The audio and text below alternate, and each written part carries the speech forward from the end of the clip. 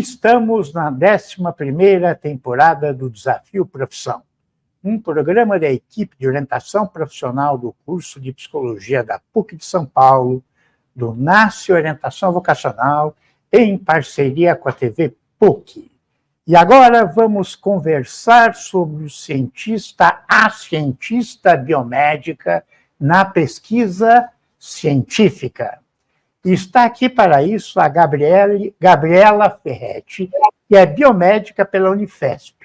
Coordena mais de 40 estudos clínicos patrocinados de fase 2 ou 3 no Departamento de Hematologia do Hospital das Clínicas da Faculdade de Medicina da USP. E ex-orientanda do NASCE Orientação Vocacional. Eu agradeço a sua presença, Gabriela. E vamos iniciar uma situação Eu que agradeço pelo convite. Diferente a respeito do trabalho do cientista biomédico na pesquisa científica. Eu agradeço muito pelo convite, é um prazer estar aqui contando um pouquinho da minha história, um pouquinho da minha profissão. Uma situação inusitada que eu posso contar. No meu primeiro ano de faculdade, eu entrei, quando eu me imaginava em pesquisa, eu me imaginava numa bancada,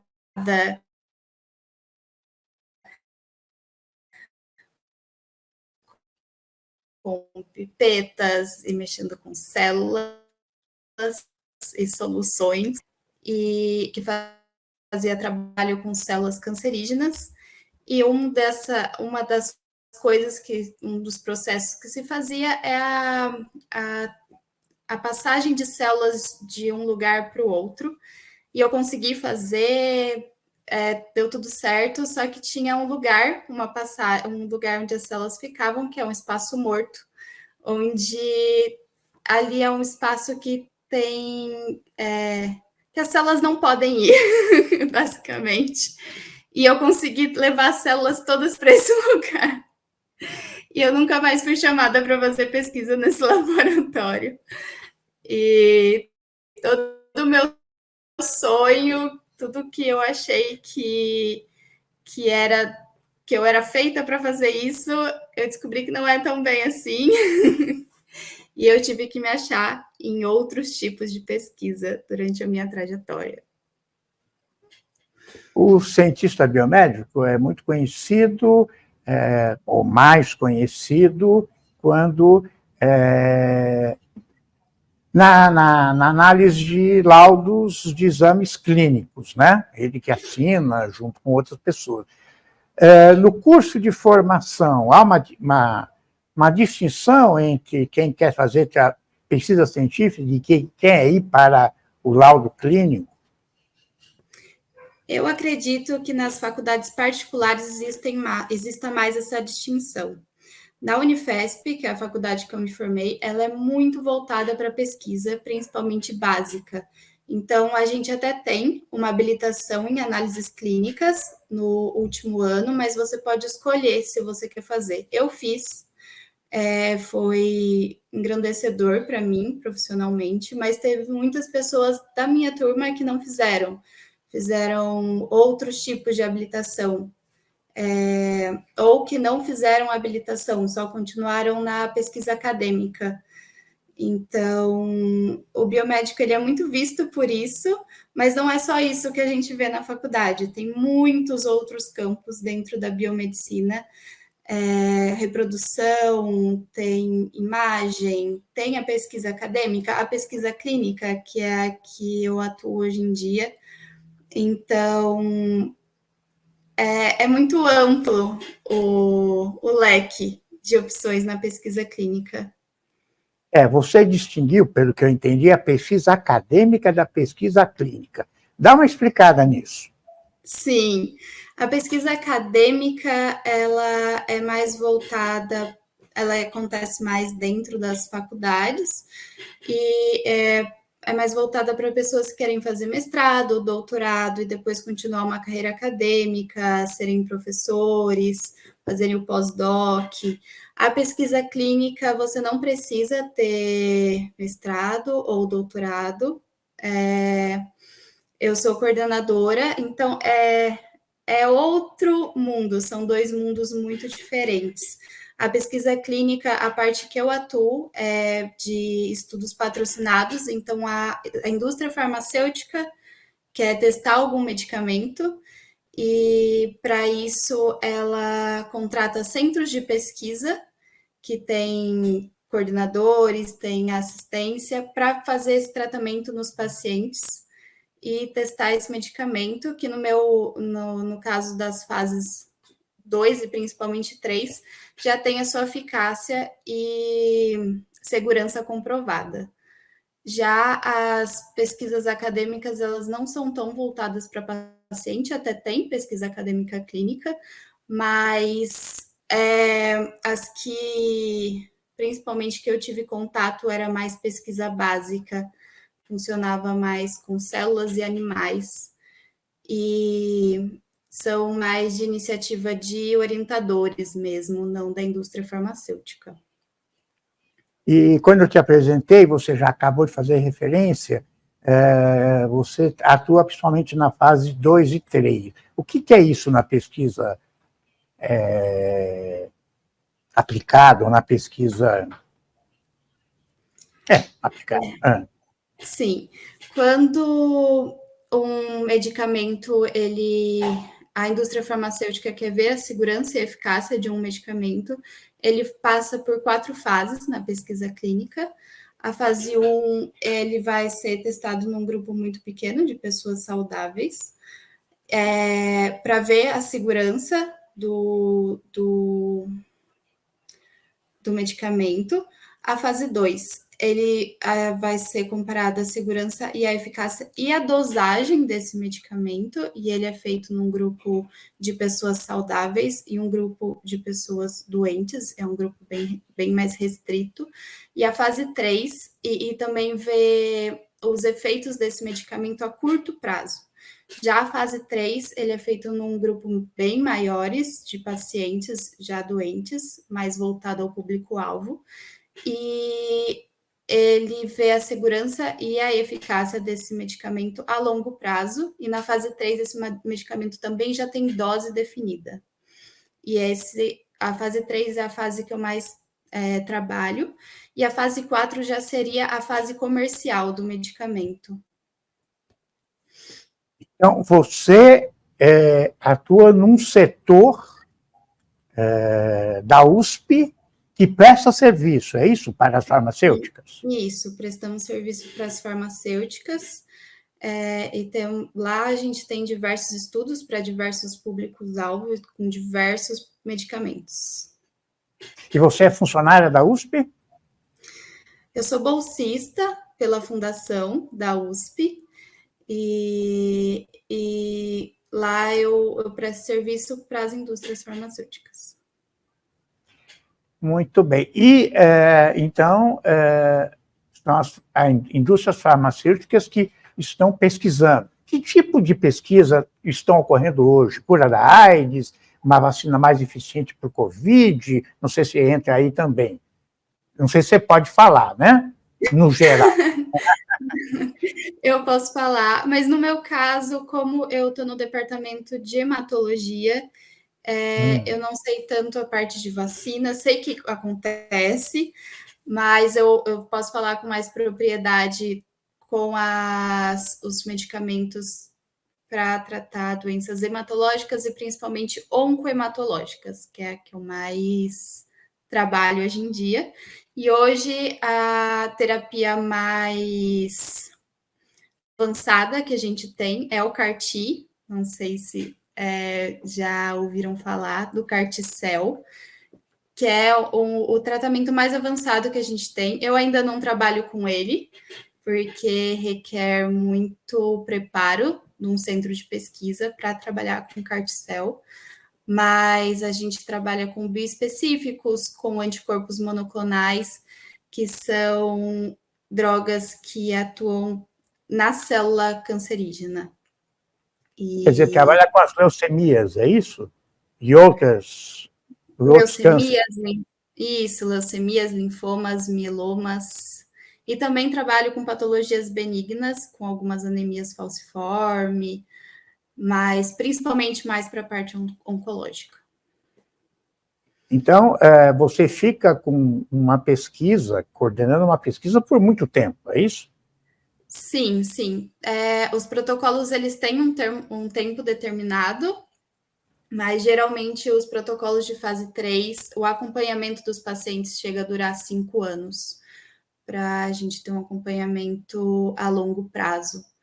Então, o tratamento geralmente dura bem menos, chega a durar 1 ano, mas a gente acompanha o paciente por 5 anos.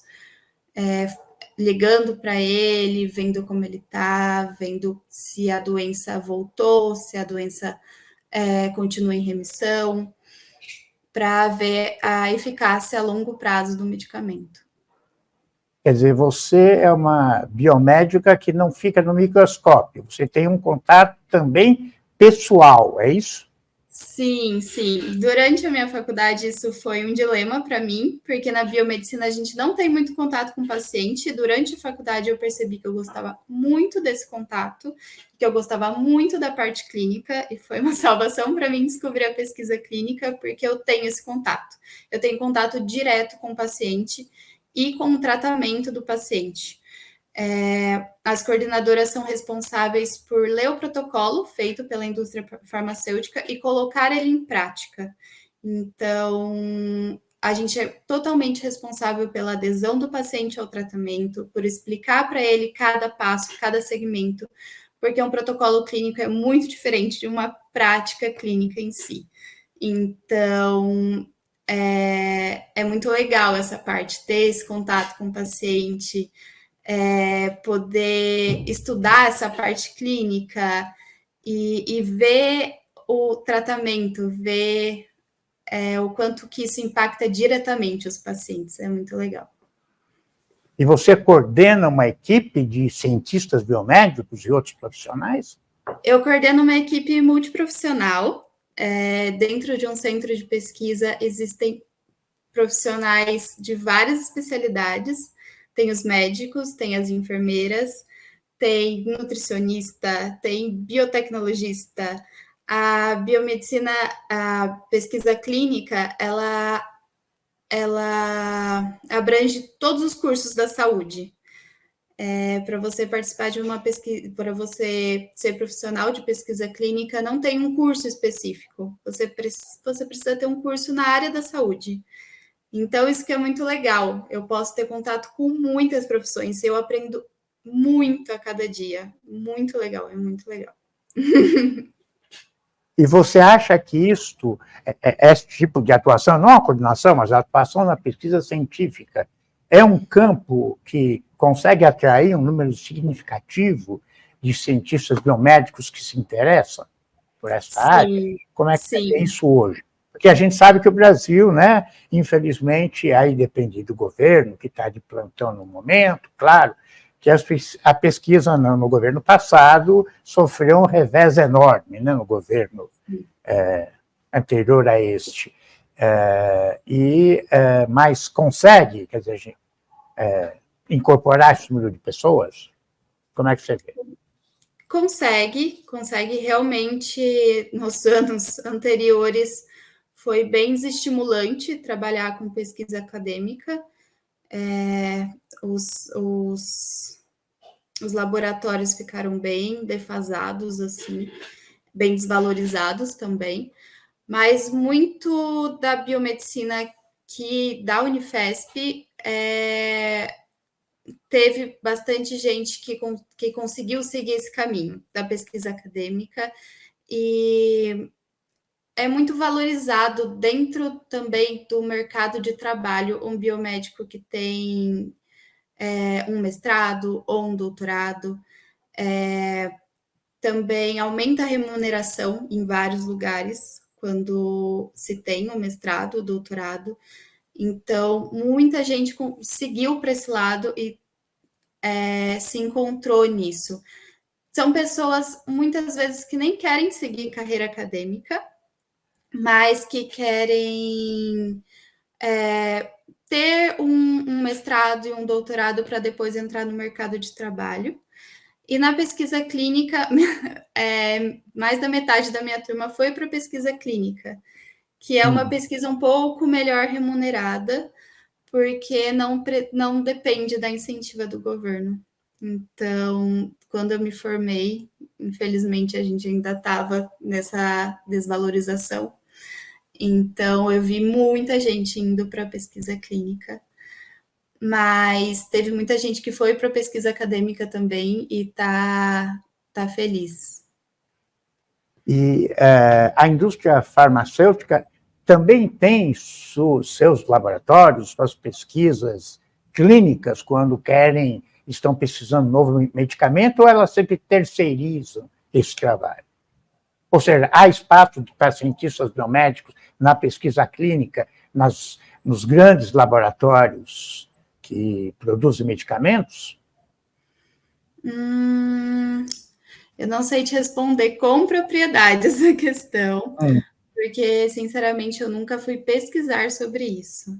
Eu já vi trabalhos na indústria, mas não como biomédica cientista. Eu vi como monitores, com outros cargos. Mas eu acho que sim, deve ter, principalmente como MSL. Tem muita gente que eu conheço que fez doutorado na Unifesp, biomédicos, que hoje atuam como MSL na indústria farmacêutica e tem um espaço gigantesco lá dentro. Quer dizer, há espaço também nas indústrias para o cientista biomédico, né? Sim, sim. E como você vê seu caminhar para o futuro nesta área? Futuramente, eu pretendo ir para uma CRO. Para o quê? Vou explicar o que é CRO.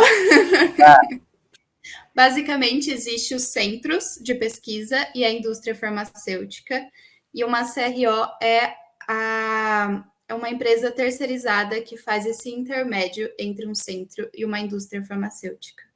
Então, é a CRO que vai monitorar o centro para que todo o protocolo seja seguido com base no que a indústria farmacêutica quer. E vai olhar se todos os procedimentos estão sendo feitos com ética, de acordo com as boas práticas clínicas. Então, eu pretendo ir para esse ramo. É um ramo um pouco mais burocrático, não tem tanto contato com o paciente, mas é um ramo com muitas oportunidades. Então, futuramente, eu pretendo ir para uma CRO, que é outro leque de oportunidades dentro da pesquisa clínica e que, claro, os biomédicos são super bem aceitos. E só para entender, o CRO é uma empresa ou é uma área? É uma empresa terceirizada, contratada pela indústria farmacêutica. E, pelo que a gente sabe, pesquisa científica, a maioria dos medicamentos são pesquisados fora do Brasil, né? Nas indústrias, nas suas sedes originais, né? Como é que fica o Brasil nisso? As indústrias têm muito interesse no Brasil, principalmente nos protocolos de fase 3, porque a população no Brasil é muito heterogênea. Então, eles têm aqui uma população que eles não têm no resto do mundo. Então, eles têm muito interesse para ver como que os medicamentos vão... Qual vai ser o efeito dos medicamentos na população brasileira. Então, tem muito centro no Brasil que as indústrias farmacêuticas entram em contato para fazer pesquisa. Muitos centros. Esses protocolos no Brasil são mais flexíveis do que nos países centrais ou não? Não, geralmente é o mesmo protocolo para todo o resto do mundo. A China tem algumas exceções, às vezes, principalmente com pesquisa genética, mas de resto é o mesmo protocolo para todos. Os protocolos são sempre multicêntricos e internacionais quando chega na fase 3. Então, todos seguem o mesmo protocolo. Quando a Anvisa aceita, né, um remédio, um medicamento que vem fora do Brasil, ela passa por pesquisas no Brasil para ver se ele tem o mesmo efeito ou não? É uma autorização mais burocrática. Dos protocolos que eu tenho acesso, todos os protocolos têm que ser aprovados pela Anvisa para eles acontecerem, e depois os medicamentos têm que ser aprovados para serem comercializados.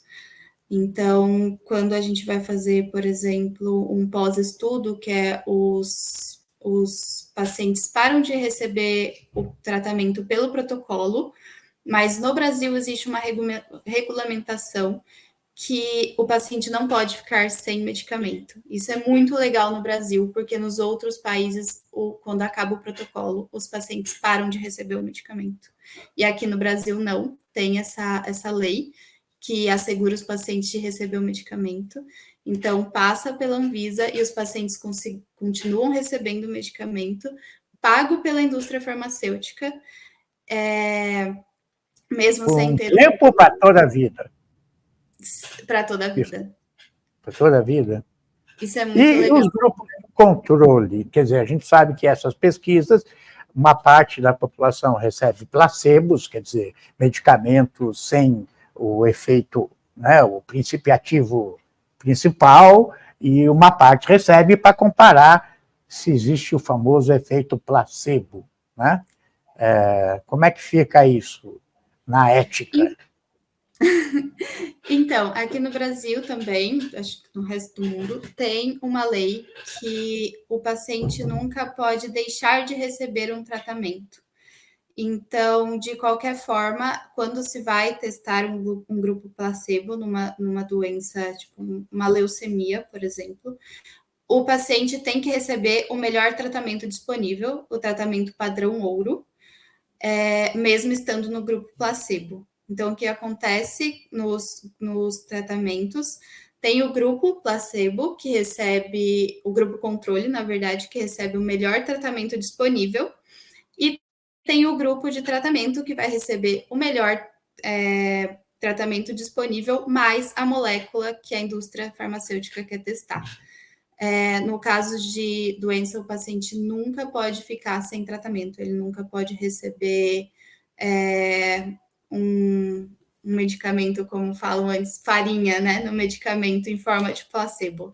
Não, tem que ter medicamento, ele tem que estar sendo tratado. E a hematologia foi uma oportunidade ou você escolheu, né, esta área dentro da pesquisa clínica? Foi uma oportunidade, na verdade. Eu comecei na pesquisa clínica na oftalmologia, que também foi muito legal.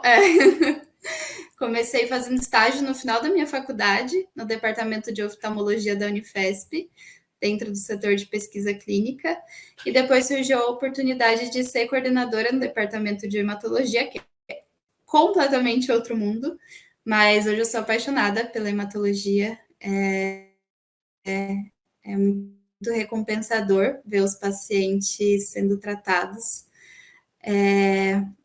E a complexidade da hematologia, eu gosto muito, sou apaixonada por essa área, então acabou sendo uma oportunidade, mas hoje é uma paixão. E você, como coordenadora, é responsável por redigir relatórios, papers, a respeito do andamento da pesquisa, ou fica por conta dos médicos, dos técnicos que estão envolvidos na pesquisa? A parte de escrever os papers, os artigos do medicamento fica para a indústria farmacêutica, assim como a análise estatística dos projetos, eu não faço essa parte. Eu faço relatórios, sim, parciais, sobre o andamento do estudo, mas são relatórios mais baseados nos pacientes, em como eles estão seguindo tratamentos, quais os eventos adversos que os pacientes tiveram, se houve algum óbito, se houve algum evento adverso grave, que é quando o paciente tem alguma hospitalização, ou quando ele vai a óbito, ou alguma coisa que coloque em risco a vida do paciente e acompanho o tratamento deles. Então, a indústria farmacêutica recebe esse relatório semestral de todos os centros que estão no protocolo, e quem faz o relatório do meu centro é o coordenador. E é você, Sim. ou não? E quando acontece um óbito, como é que você lida com isso? É bem complicado. Essa é a parte ruim de estar em contato com os pacientes, porque, infelizmente, principalmente na oncohemato, a gente lida bastante com isso. Eu tenho vários protocolos que são de pacientes que já testaram todos os tratamentos disponíveis no SUS e não tem mais tratamento disponível para eles, e por isso eles são indicados para pesquisa clínica, para fazer tratamentos que ainda não estão disponíveis no mercado. Mas, infelizmente, às vezes não dá certo. Para alguns dá certo, para outros não. E é bem complicado. Eu tive que aprender a lidar com luto nesses 2 anos que eu tô lá. Mas cada vez que um paciente responde ao tratamento, é uma felicidade tão grande que compensa. E a gente tem que fazer o nosso trabalho baseado nos que respondem ao tratamento, porque senão a gente para de fazer o nosso trabalho, é bem difícil lidar com luto lá. E para a indústria farmacêutica isso é muito sério. Eu tenho, por exemplo, que quando acontece um óbito, quando o paciente está dentro do protocolo. Oi? Você tem o que você falou? Quando acontece um óbito dentro de um protocolo, eu tenho que reportar à indústria farmacêutica em até 24 horas. Isso é visto como algo muito sério. E eu tenho que fazer um relatório dizendo se a morte dele foi relacionado ou não à droga do estudo. Isso quem diz é o médico. Mas eu tenho que fazer um relatório falando tudo sobre o óbito do paciente em menos de 24 horas. Isso é levado muito a sério. E qual é o sentimento quando você, depois de uma pesquisa dessa, não sei se você já viveu isso, que você consegue ver que esse produto foi para o mercado, né? Quer dizer, passou por todas as... Eu, infelizmente, ainda não vivi isso, infelizmente, mas eu sei de muitos medicamentos que passaram por essas fases de pesquisa clínica e que agora fazem muita diferença. Então, a gente fica na expectativa, né? Sempre que começa um protocolo, a gente fica na expectativa para ver a eficácia do medicamento, para que um dia ele fique disponível no SUS e que muitas pessoas tenham acesso. A gente faz, esse é o nosso trabalho, fazer a pesquisa com a maior qualidade de dados possíveis para que esses dados sejam usados para um dia esse medicamento estar disponível e salvar o maior número de vidas possíveis. Muito bem, eu agradeço essa entrevista e até o próximo Desafio Profissão.